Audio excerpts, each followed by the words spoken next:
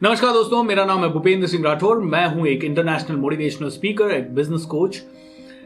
And जो भी मैं आज के वीडियो में बताने वाला हूं, वो जब भी मैं सोचने की कोशिश करता हूं, मेरे रोंगटे खड़े हो जाते हैं कि कोई कैसे इस तरह की सिचुएशन में इस तरह से नॉर्मल बिहेव कर सकता है। दोस्तों, let me ask you this, अगर आपके या मेरे घर में किसी की डेथ हो जाए, what will we do? We will probably get devastated. अगर आपका या मेरा 1 लाख, 2 लाख, 5 लाख का नुकसान हो जाए, हाउ डू वी बिहेव? दोस्तों, बहुत ज्यादा नेगेटिव तरीके से आदमी बिहेव करने लगता है। अगर किसी का लव अफेयर में ब्रेकअप हो जाता है, प्यार मोहब्बत में ब्रेकअप हो गया, लड़के ने छोड़ दिया, लड़की ने छोड़ दिया, लोग सुसाइड कराने की बातें कर लेते हैं, मरने मारने की बातें कर लेते हैं। किसी बिजनेस पार्टनर से झगड़ा हो गया, पार्टनरशिप फेल हो गया, लोग डिप्रेशन में चले जाते हैं। थोड़ा सा कर्जा हो गया, लोग पता नहीं टूट जाते हैं, फांसी तक लगा लेते हैं। दोस्तों, आपसे एक सवाल पूछूंगा और सवाल बहुत गहराई का है। इन्हीं सिचुएशंस में क्यों ऐसा होता है कि कुछ लोग बहुत ज्यादा ऊपर निकल जाते हैं, कुछ लोग इन्हीं सिचुएशंस में रिकॉर्ड तोड़ देते हैं, लेजेंड्स बन जाते हैं, लेकिन 90% जनता डिप्रेशन में चली जाती है। दोस्तों, सेम सिचुएशन में कई लोग रिकॉर्ड तोड़ते हैं, लेकिन कई लोग अपने आप को तोड़ लेते हैं। मैं जब भी इस स्टेटमेंट को सुनता हूं, मैं सोचने पे मजबूर हो जाता हूं। दोस्तों 2006 दिसंबर की बात है। एक यंग क्रिकेटर क्रिकेट खेल रहा था, एक सीरीज खेल रहा था, 4 दिन का क्रिकेट सीरीज या 5 दिन का क्रिकेट सीरीज था।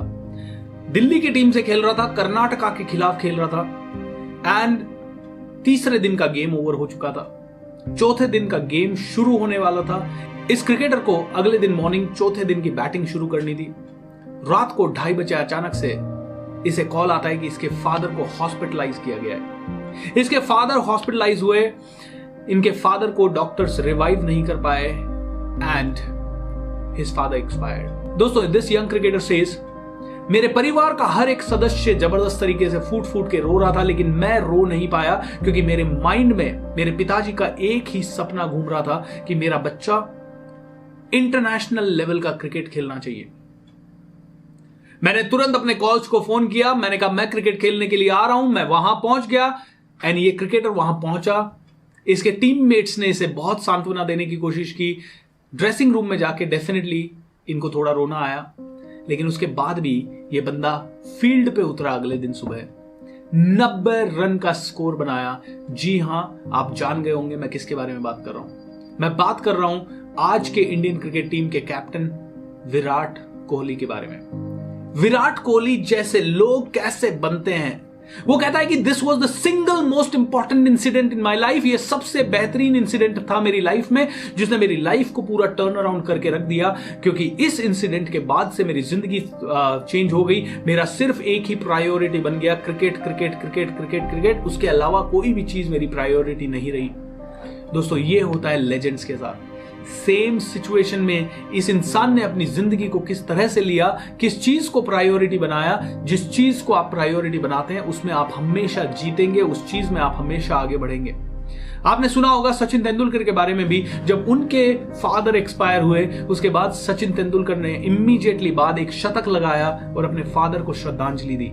दोस्तों, can you imagine, father expire हुए, कोई पड़ोसी एक्सपायर नहीं हुआ है, कोई रिलेटिव एक्सपायर नहीं हुआ है, वो बाप एक्सपायर हुआ है जिसने बचपन से गोद में खिलाया, बचपन से एक एक डिमांड पूरी की, बचपन से जूते दिलाए, स्कूल की फीस दी और गले से लगाया, सीने से चिपकाया, कंधे पे बैठा के घुमाया। वो बाप एक्सपायर हुआ, लेकिन ये लेजेंड सचिन तेंदुलकर, विराट कोहली जैसे लेजेंड सेंचुरी बना देते हैं और बाकी के लोग पूरा 30 दिन, 25 दिन, 50 दिन डिप्रेशन में चले जाते हैं। अब क्या करूं, अब कैसे होगा, कैसे नहीं होगा। दोस्तों, क्या आपको लगता है कि ये अपने पिताजी से प्रेम नहीं करते थे? नो दोस्तों, they loved him beyond anything. लेकिन ऐसे सिचुएशन में भी ये लेजेंड जो होता है ना, वो अपना कंट्रोल नहीं खोते। दोस्तों, आई नो डिप्रेशन चल रहा है, आई नो प्रॉब्लम चल रहा है, लेकिन अगर आपने ये विराट कोहली या सचिन तेंदुलकर जैसा एटीट्यूड रखा, इस टफ सिचुएशन में भी आप डटे रहे, तो आप रिकॉर्ड तोड़ोगे, क्योंकि आप बने हो रिकॉर्ड तोड़ने के लिए। आप अपने आप को तोड़ने के लिए नहीं बने हो, आप रिकॉर्ड तोड़ने के लिए बने हो। आप टूटना चाहो या रिकॉर्ड टूटे, ये सिर्फ आपकी चॉइस है। अगर आप चाहोगे तो आप टूट जाओगे। अगर आपने इसको पॉजिटिवली नहीं लिया, आपने इसको स्पोर्ट्समैन की तरह नहीं लिया, तो सच में आप और नीचे चले जाओगे। लेकिन अगर आपने इसको स्पोर्ट्समैन की तरह लिया तो आप हमेशा रिकॉर्ड तोड़ोगे, ये मेरी गारंटी है। दोस्तों ऐसे हजारों एग्जाम्पल्स है। मैं पुणे में अक्सर ये एग्जाम्पल देता हूं अनु आगा का। अनु आगा थर्मैक्स कंपनी की मालकिन है, बहुत ही पावरफुल लेडी है, मेंबर ऑफ पार्लियामेंट भी रह चुकी हैं। लेकिन अनु आगा के बारे में अगर आप उनकी पूरी स्टोरी सुने तो आप कहेंगे यार what a lady, iron lady she is. क्यों? क्योंकि अनु आगा के हस्बैंड थे मिस्टर आर डी आगा। मिस्टर आर डी आगा ने कंपनी बनाई थर्मैक्स। अनु आगा उनको थोड़ा सपोर्ट करती थी। एक सिचुएशन ऐसी आई कि मिस्टर आर डी आगा इस दुनिया में नहीं रहे। परेशान अनु आगा परेशान हुई, रोई, लास्ट राइट्स किए। लेकिन 24 घंटे से पहले अनु आगा फिर से कंपनी के अंदर थी। माय गुडनेस, हस्बैंड एक्सपायर हुए हैं और 24 घंटे में लेडी कंपनी के अंदर। 1 साल बीता, 1 साल बाद अनु आगा की सास यानी मदर इन लॉ एक्सपायर हुई। एंड ये कहा जाता है कि विद इन 1 डे अनु आगा 24 घंटे के अंदर अंदर फिर से कंपनी में थी। घर का मेंबर गया है। दोस्तों तीसरे साल तो और भी बड़ी ट्रेजेडी हुई। उनका इकलौता बेटा, उनके एक बेटी और एक बेटा है, उनका इकलौता बेटा एक रोड एक्सीडेंट में इस दुनिया से चल बसा। एंड लोग कहते हैं 24 घंटे से कम में अनु आगा फिर से ऑफिस के अंदर थी। और जितने भी लोग इस लेडी को जानते हैं वो सिर्फ उनकी प्रेजेंस मात्र से, उनके नाम मात्र से, नाम लेने से ही इंस्पायर हो जाते हैं। दोस्तों ये होती है विल ऑफ स्टील। ये चाहिए आपको कलेजा, ये चाहिए एक हीरो का कलेजा। ऐसा होता है। गुरु गोविंद सिंह के बारे में आपने सुना होगा। 2 बेटे दीवारों में चिनवा दिए गए जिंदा, 2 बेटे शहीद हो गए। गुरु मां के पास जाते हैं, गुरु मां रोने लगती है, बोलती है अब मैं किसके लिए जीऊं। गुरु गोविंद सिंह कहते हैं आंसू पहुंच, पूरा हिंदुस्तान का हर एक बेटा तेरा बेटा है, उसके लिए जीना है। ऑलराइट दोस्तों, ये होता है एक योद्धा, एक आर्मी का आदमी, सिपाही जो होता है, आगे बढ़ता है। दुश्मन की गोली कभी उसकी पांव में लग जाती है, कभी उसके दोस्त को लग जाती है, लेकिन उसके बाद भी वो कहता है वंदे मातरम। ये स्वतंत्रता सेनानी है जिनके नाखून नोच लिए गए, आंखें निकाल दी गई, कोड़े बरसाए गए शरीर पे, लेकिन उसके बाद भी कहते रहे भारत माता की जय। दोस्तों ये होती है विल ऑफ स्टील। क्या छोटी सी चीजों से घबरा जाएंगे हम लोग? दोस्तों आप रिकॉर्ड तोड़ने के लिए पैदा हुए हो। अपने आप को मत टूटने दीजिए, सिर्फ रिकॉर्ड ही टूटना चाहिए। ये सारी सिचुएशंस जो आपकी जिंदगी में आज आ रही है, ये ही आपकी कहानी को मजबूत बनाएगी। अगर सचिन तेंदुलकर, विराट कोहली, अनु आगा, गुरु गोविंद सिंह या इन लोगों की जिंदगी में ये सब कहानियां नहीं आती या ये सब सिचुएशंस नहीं आती, तो क्या आपको लगता है इस वीडियो में मैं उनके एग्जांपल्स दे रहा होता? या क्या आपको लगता है आप उनके नामों से इंस्पायर हो रहे होते? नो दोस्तों, टफ सिचुएशन ही आपको हीरो बनाती है।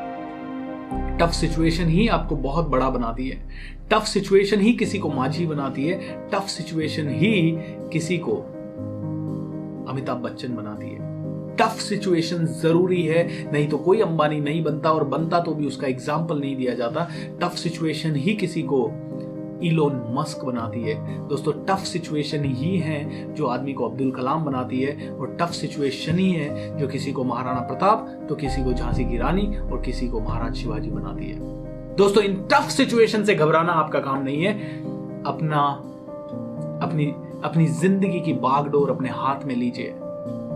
ऑलराइट, आप खुद अपनी जिंदगी के सारथी बनिए। इसे उसी दिशा में जाने दीजिए जिस दिशा में आप चाहते हैं कि ये जाए। कभी किसी की दया के ऊपर आश्रित मत रहिए। कभी भगवान से हमेशा ये प्रार्थना करें कि भगवान मैं ऐसा बन जाऊं कि हजारों लोगों को मदद करूं, ना कि ये आशा करें कि कोई मेरी जॉब लगवा दे, कोई मेरे को इस सिचुएशन में हेल्प कर दे।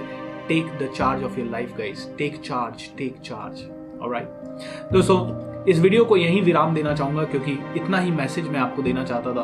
उम्मीद करता हूं कि ये मैसेज आपको पसंद आएगा।